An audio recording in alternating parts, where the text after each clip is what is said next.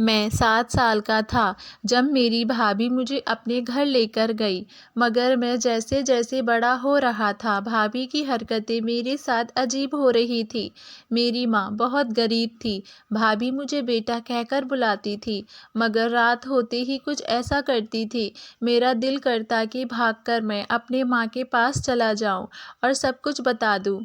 अब मैं 18 साल का हो चुका था कि एक दिन अचानक एक मांगने वाली दरवाजे पर आई, और जब उसने आते ही अपने थैले से एक चीज़ निकाल कर दिखाई तो मेरी जान निकल गई, क्योंकि मेरी भाभी तो मेरे साथ 7 साल की उम्र का था। जब एक दिन भाभी मुझे अपने घर लेकर आई, जब मैं बहुत छोटा था, बातों की समझ ना थी, भाभी मुझे बहुत प्यार करती थी, हर चीज़ मेरी पसंद की बनाती थी। लेकिन बचपन से ही एक चीज़ थी जो बहुत अजीब थी। मैं अक्सर कमरे में अकेला बैठा रहता था, क्योंकि भाभी मुझे बाहर जाकर खेलने नहीं देती थी। अगर कोई दोस्त घर भी आ जाता तो उसे डांट कर भगा देती थी। मैं भाभी से बहुत बार गुजारिश की थी कि मुझे भी बाहर जाकर बच्चों के साथ खेलने दें, लेकिन वे अपनी ज़िद पर अड़ी रहती और ना मानी। तो एक दिन जब तंग आकर मैंने घर वापस जाने की ज़िद की तो भाभी गुस्से से मुझे देखने लगी। तुम अब ये बात अपने दिमाग से निकाल दो कि तुम वापस जाओगे। तुम्हारी माँ ने हमेशा हमेशा के लिए तुम्हें मेरे साथ भेज दिया है, इसीलिए जो मैं कहूँगी तुम्हें वही करना होगा, वरना सज़ा के तौर पर मैं तुम्हारे साथ क्या क्या कर सकती हूँ ये तुम सोच भी नहीं सकोगे। बचपन में अगर मैं कपड़े भी बदल रहा होता तो भाभी बेधड़क कमरे में आ जाया करती थी। हम लोग बहुत दूर एक शहर में रह रहे थे। मेरी माँ पापा कभी भी मुझसे मिलने नहीं आए थे। मैं उनको बहुत याद करता था, लेकिन उन्होंने तो शायद अपने सर से एक बोझा उतार कर फेंक दिया था। वे मुझे भूल चुके थे। अब मेरी ज़िंदगी में बस भाभी के आसपास घुल मिलकर ही रह गई थी। वे उस स्कूल में टीचर थीं, मैं भी उस स्कूल में पढ़ता था। वहाँ पर मुझे किसी भी लड़की से बात तो दूर, अगर मदद करने की कोशिश करता तो वे कभी ना करने देती, बल्कि खुद उस लड़की को और ज़्यादा सज़ा देती। मैं बच्चा था मगर डर जाता था। अब मैं भाभी से और ज़्यादा डरने लगा था। पता नहीं क्यों मुझे यूँ लगता था जैसे वे जानबूझकर मुझे हाथ लगाने की कोशिश करती हैं। मैं अक्सर खुद को उनसे दूर करने की कोशिश करता था। पता नहीं क्यों, लेकिन मुझे उनका यूँ खुद को बेवजह हाथ लगाना पसंद नहीं आता था। वैसे वे बहुत अच्छी थी।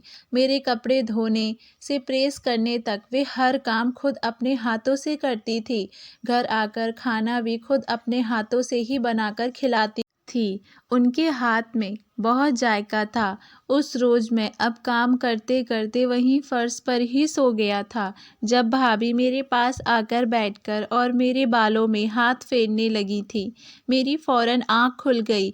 उससे पहले कि मैं उठता, भाभी ने मेरा सर पकड़कर अपनी गोद में रख लिया और अपने हाथ मेरे बालों में चलाने लगी। मैं पहले तो ना कर रहा था, लेकिन अब मुझे भी सुकून मिलने लगा था। नींद से मेरी आंखें ओझल हो रही थी। मैं वहीं पर भाभी की गोद में सर रखकर सो गया था। सुबह मेरी आंख खुली तो भाभी भी मेरे साथ ही ज़मीन पर सो रही थी। उन्हें देखते ही मैं हैरान हो गया था और जल्दी से उठकर बैठ गया। भाभी की हरकतें तो मेरी समझ से बाहर होती जा रही थीं, और मैं कोई बच्चा ना रहा था जो भाभी की इन हरकतों को ना समझता। मैं अब भाभी की ऐसी हरकतों को बुरा समझने लगा था, जिसकी वजह से मेरे दिमाग में भाभी एक बहुत ही खराब किरदार बन रहा था। मैं नहीं चाहता था कि मैं उनके बारे में कुछ भी गलत सोचूं, इसीलिए जितना हो सकता था उनको खुद से दूर रखता था। लेकिन भाभी तो बहाने बहाने से मेरे पास रहने की कोशिश करती थी। मुझे अब भाभी से डर लगने लगा था। ऊपर से पता नहीं क्यों मुझे क्या हो जाता था, जब ये मुझसे करीब रहते तो अजीब तरह का डर महसूस होने लगा था। मैं खुश भी हो सकता था, वे मेरी भाभी थी। अब मैं भाभी से छुपकर एक लड़की से दोस्ती कर ली थी। मैं अक्सर उससे बातें करता था। भाभी की अचानक से नौकरी ख़त्म हो गई थी, तो घर में भूखा रहने का वक़्त आने लगा था, जिसकी वजह से भाभी ने यहाँ पर मौजूद घर का नीचे वाला हिस्सा किराए पर दे दिया। अब नीचे एक फ़ैमिली रहती है और मेरी खुशनसीब ये थी कि वे फ़ैमिली कोई और नहीं बल्कि वे उस लड़की की फ़ैमिली थी जिससे मैं बात करता था। उनका नाम शालू था। वे मेरी भाभी से ज़्यादा प्यारी तो नहीं थी, लेकिन हर वक्त टिप टॉप रहने की वजह से हसीन लगती थी। लेकिन मुझे उसका चाशनी में डूबा हुआ अंदाज बहुत बात अच्छा लगता था। मैं कब दीवानगी की हद तक उससे प्यार करने लगा, मुझे कुछ पता ही नहीं चला। लेकिन अब मुझे यूँ लगता था भाभी मुझ पर नज़र रख रही है। मैं थोड़ा सा डर गया था, क्योंकि अगर भाभी को सच का पता चल जाता तो वे ज़रूर मुझसे फ़ोन ले लेती और मैं फिर क्या करता। मुझे तो अब इस हद तक उससे बात करने का नशा हो चुका था कि मैं अपनी चाय से लेकर आज कौन से कपड़े पहनने वाला हूँ वो भी वही बताती और हर फ़ोटो उसे खींच कर भेजता। वे खुद में मेरी तरह बराबर कदम बढ़ा रही थी। एक रात मैं उससे बात करने में बिज़ी था। मुझे ये महसूस हुआ कि जैसे कमरे के बाहर कोई खड़ा हुआ है। मैंने जल्दी से फ़ोन काटा और सोने का नाटक करने लगा। वे शायद अभी भी वहीं मौजूद था। वे ज़रूर भाभी ही थी। थोड़ी देर में मेरा दरवाज़ा बजा तो मेरी रूह काँप गई। अगर भाभी को सच की भनक भी पड़ जाती तो मेरे लिए मुश्किल पैदा हो सकती थी। भाभी मुझे पसंद करती थी, ये बात अब मेरे दिमाग में रहने लगी थी, लेकिन मैं अक्सर खुद को डांट देता क्योंकि वे बस बच्चों की तरह मेरा इतना ख्याल रखती थी।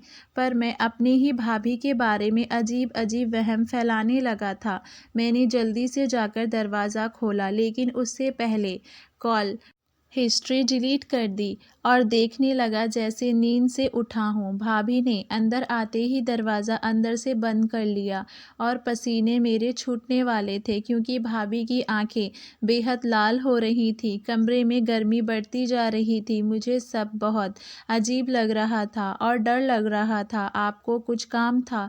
आप रात के इस वक्त यहाँ? मैंने पूछा था। भाभी ने कहा कि मुझे नींद नहीं आ रही थी, काफ़ी दिनों से सो नहीं पा रही हूँ, इसीलिए मैंने अब सोचा है कि मैं तुम्हारे साथ इस कमरे में सोया करूँगी। भाभी की इस बात से तो मेरे होश उड़ा दिए थे। लेकिन आप यहाँ पर क्यों सोएंगे? मैं जल्दीबाजी में कहा और फिर अपने ही जल्दबाजी पर पछतावा था। क्यों सोएंगी? इससे क्या मतलब है तुम्हारा मेरा घर में? मैं कहीं भी सो सकती हूँ, और अगर मैं यहाँ सो भी जाऊँ, इसमें इतनी हैरानी वाली क्या बात है?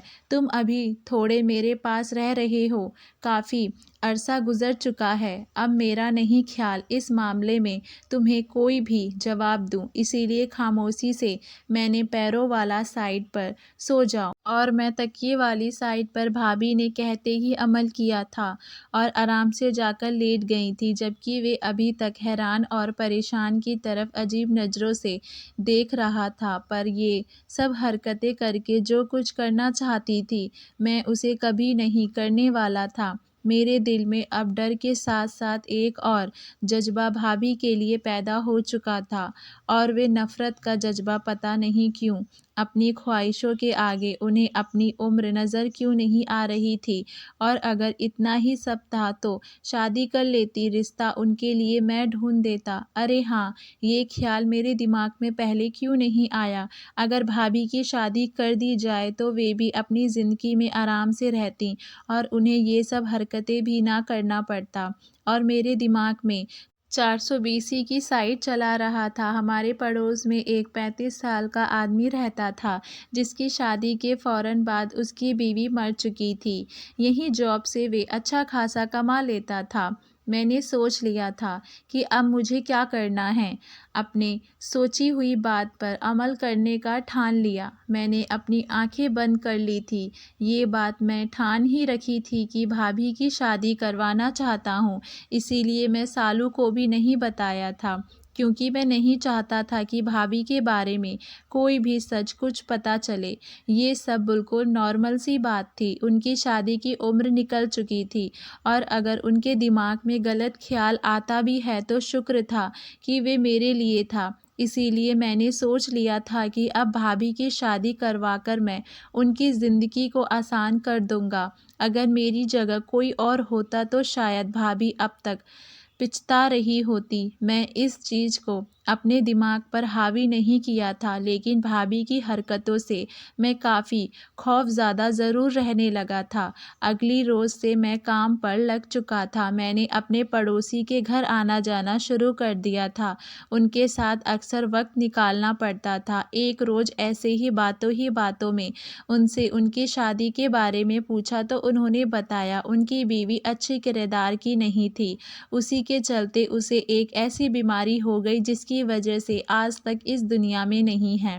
मैंने तो उसका बहुत पर्दा रखा था, लेकिन उस बीमारी से उनका पर्दाफ़ाश कर दिया। तब से मुझे शादी से नफ़रत सी हो गई है। अब मैं बस अपने काम पर ध्यान देता हूँ। लेकिन आपको दूसरी शादी कर लेनी चाहिए। अगर एक तजुर्बा सही ना हो तो इसका मतलब ये नहीं है कि बंदा कोशिश ना करे। वे शायद आपकी किस्मत में ही नहीं थी। आपकी किस्मत में शायद मेरी भाभी जैसी कोई साफ दिल की औरत थी। अब आप सोचिए ज़रूर इस बारे में। मैं मुस्कुरा कर कहा। खुद वहाँ से वापस आ गया था और मेरे दिमाग में उस शख्स की बातें घूम रही थीं। वे पक्का खिलाड़ी था। मुझे अब भाभी को जितना हो सकता था उससे दूर ही रखना था। क्यों उसके चरित्र पर कोई उँगली ना उठा सके। लेकिन मैं ये सब नहीं सोच रहा था, उन पर इल्ज़ाम लगाने की कोशिश कर रहा था। लेकिन मैं करता भी तो क्या करता, मेरे बस में कुछ भी नहीं था। और जैसी भाभी की हरकतें थीं, अच्छा खासा मर्द यही सब सोचता, बल्कि पहल भी कर चुका होता। लेकिन मैं ऐसा कुछ नहीं करना चाहता था। मैं भाभी को इस दलदल में नहीं जाने देना चाहता था, जहाँ अंदर जाने का तो रास्ता था लेकिन बाहर आने का कोई रास्ता नहीं था। मैं खुद को भी सालों से सच्चा प्यार करने लगा था, पर मैंने सोच लिया था कि मैं उससे शादी कर लूँगा। अगले कुछ दिनों के बाद उस आदमी की माँ हमारे घर आ गई थी। मेरी भाभी को तो सारे मामले का कुछ पता न था, लेकिन अब मेरे डर के मारे पसीने छूटने लगे थे, क्योंकि भाभी ने जब उनकी पूरी बात सुनी तो एक अजीब सी नज़र मुझ पर डाली। उस नज़र में कुछ ऐसा था कि शर्मिंदा होकर रह गया था। भाभी का अपना चेहरा बिल्कुल हैरान हो चुका था। वे परेशान से बार-बार अपने हाथ मसल रही थीं। उनके बाद जब उनकी बर्दाश्त से बाहर बातें हुई तो एकदम उठी और उन लोगों पर चिल्लाकर उनको बाहर जाने को कहा। वे औरत हैरानी से भाभी की तरफ देखने लगी। भाभी ने अपनी आंखें बंद करके खोली और औरत को लेकर कमरे में बंद हो गईं। उसके बाद भाभी ने न जाने उस औरत से क्या कहा कि वे उससे माफ़ी मांगते हुए चल गई। मैं दौड़कर कमरे में बंद हो गया था। मुझे मालूम था कि अब मेरी क्लास लगने वाली है। भाभी को पता चल गया होगा कि ये सब मेरी ही किया धरा है। उसके बाद एक और अजीब हरकत हुई थी और भाभी ने मुझे कुछ ना कहा था, ना ही बाहर जाने पर रोक लगाई, बल्कि मुझ पर नज़र रखना भी छोड़ दिया। 3-4 दिन ऐसे ही गुज़रे तो मैं भी उस किस्से को भूल गया। फिर से एक बार अपनी ज़िंदगी की रंगरलियों में मशरूफ़ हो चुका था। लेकिन अब कुछ दिन ये सालू मुझसे खिंची-खिंची रहने लगी और मुझे अजीब नज़रों से देखने लगी थी और रात में बात करना भी छोड़ चुकी थी। लेकिन मुझे तो उस वक़्त बात करने की आदत नहीं, बल्कि जैसे नशा लग चुका था। मैं अब बहुत कोशिश कर रहा था। वे मुझसे फिर से बात करने लगी, लेकिन ऐसा कुछ ना हुआ और कुछ दिनों से मैं उसके घर वाले यहाँ से शिफ्ट हो गए थे। उसके अपना नंबर भी बदल लिया था। मैंने बात करने की बहुत कोशिश की, लेकिन कुछ भी काम ना आया। था। अब भाभी फिर से एक बार नौकरी करना शुरू कर चुकी थी। वे मेरा ख्याल पहले की तरह ही रख रही थी। अभी वे बहाने से मुझे हाथ लगाने लगती थी, लेकिन अब मैं उनको नहीं रोकता था, ना ही उनसे डरता था, बल्कि उसे ज़ाहिर करता था कि जैसा कुछ हुआ ही ना हो। काफ़ी वक्त ये सब यूं ही चलता रहा। अब मुझे खुद से बहुत बदलाव महसूस होने लगे थे। अब मैं हर वक्त कुछ ना कुछ सोचता रहता था। एक दो बार तो मेरे दिमाग में ख्याल भी आ चुका था कि मैं उनसे शादी कर लूं, लेकिन क्या ये जायज़ था? नहीं, ये तो पाप था। मैं अपने ही सवालों पर माफ़ी मांग रहा था। मेरे दिमाग में अब भी यही बात नहीं जा रही थी कि भाभी ने शादी के लिए मना क्यों किया था। ऐसी क्या बात कही थी उस औरत को जो वे माफ़ी मांगते हुए यहाँ से गई थी। पता करने के लिए अगले दिन मैं उनके घर गया, तो उस औरत ने मुझे बिना वजह ही बहुत बातें सुनाई थी और डांट कर वहाँ से भगा दिया। मेरी पढ़ाई पूरी हो चुकी थी। अब मैं कुछ काम करने का सोचा था। मैंने रिज्यूम बनाकर हर जगह दे दिया था। जल्दी मेरी नौकरी भी लग चुकी थी। पहले के बराबर मैं अब काफ़ी समझदार हो चुका था। भाभी अब भी मेरा ध्यान बिल्कुल वैसे ही रखती थी और अभी भी मेरे साथ बराबर अजीब हरकतें करती, लेकिन शायद ये सब भाभी के लिए नॉर्मल ही था। मैं खुद ही उन सब के बारे में ऐसा सोच रहा था, जबकि भाभी ने तो कभी खुद को कुछ ना कहा था, बल्कि वो तो हमें ही मेरा बड़ा ख्याल रखती थी। सालों के बाद से अब मैं लड़कियों में दिलचस्पी छोड़ दी थी। वे धोखा देकर जा चुकी थी और दोबारा कभी बात भी नहीं की थी। मैंने भी उस पर लालच भेज दी थी, अपनी नौकरी पर ध्यान देना शुरू कर दिया था। अब भाभी काफ़ी खुश रहने लगी थी। अब वे मेरे और करीब आने की कोशिश करती थी। मैंने उस बार उस सब चीज़ों को नॉर्मल ही लिया था और शायद यहाँ पर मैं गलती कर बैठा था, क्योंकि इस बार मैं जो सोच रहा था वैसा कुछ भी नहीं होने वाला था, बल्कि इस बार वे सब होने वाला था जो मैंने कभी ख्वाबों में भी नहीं सोचा था। अब रात को खाना खाते ही मुझे कुछ होश ना रहता था। जब सुबह होती तो जिस्म में थकावट सी महसूस होती थी, लेकिन अजीब बात ये थी कि भाभी मुझसे नज़रें ना मिलाती थी, बल्कि शर्माई शर्माई रहने लगी थीं। मुझे कुछ भी समझ नहीं आ रहा था और मैं अपनी तरफ से कुछ भी अजीबो-गरीब सोच खुद को बहुत परेशानी में नहीं डाल सकता था, इसीलिए मैंने ये सब ज़्यादा काम करने की वजह से समझा था। मैं अब सुबह उठते रोज़ भाभी से छिपकर दवाई खा लेता था, जिससे मेरी तबीयत बिल्कुल सही रहती थी, लेकिन रात होते ही दोबारा मैं वैसा ही होने लगता। एक रोज़ मेरी आँख जल्दी खुल गई। भाभी मेरे साथ ही बहुत अजीब सी हरकत में सो रही थी। मैं बहुत डर गया था और दोबारा से लेटकर सोने का ड्रामा करने लगा था। थोड़ी देर बाद मुझे महसूस हुआ कि जैसे भाभी भी उठ गई हैं। भाभी ने मेरे पास आकर मेरे बालों में हाथ फेरा था। उसके बाद दबे पाँव कमरे से बाहर चली गईं। भाभी को जाते ही मैंने उठकर बैठ गया था। मैं अपना सर थाम लिया था। ये सब क्या हो रहा था? लेकिन जो भी था बहुत गलत हो रहा था और मेरे दिमाग में भाभी की पिछली सारी हरकतें घूमने लगी थीं और आज के सच के बाद मेरा उस रिश्तों पर से यकीन ख़त्म हो चुका था। मैंने सोच लिया था कि अब मैं यहाँ नहीं रह सकता। मेरा यहाँ से चले जाना ही बेहतर था। मैं भाभी के नाम एक पत्र रख गया था, जिसे वे वापसी पर आकर पढ़ लेती तो मेरी सारी बातें मालूम हो जाती। मैं घर से निकलने ही वाला था कि एक मांगने वाली औरत दरवाज़ा बजाया। उसे देखने के लिए कुछ लाने में किचन में गया तो वे औरत अंदर जाकर दरवाज़ा बंद कर दी, मेरे हाथों को चूमने लगी और रोने लगी। उसे यूँ देखकर मैं परेशान हो गया था कि माँ जी, क्या हुआ? आपको भूख लगी है तो आइए यहाँ बैठिए, मैं आपको खाना देता हूँ। आप वे खाकर चली जाना। मैंने उसे बैठने को कहा था, लेकिन वे खाने के लिए राज़ी नहीं थी। मैं तुम्हें एक सच बताने आई हूँ। बहुत ढूँढा मैंने तुम्हें, लेकिन तुम मुझे कहीं नहीं मिले। वे रोते हुए अभी भी मेरा हाथ और चेहरा चूम रही थी। उनको देखकर पता नहीं क्यों लेकिन मुझे बहुत अच्छा एहसास हो रहा था।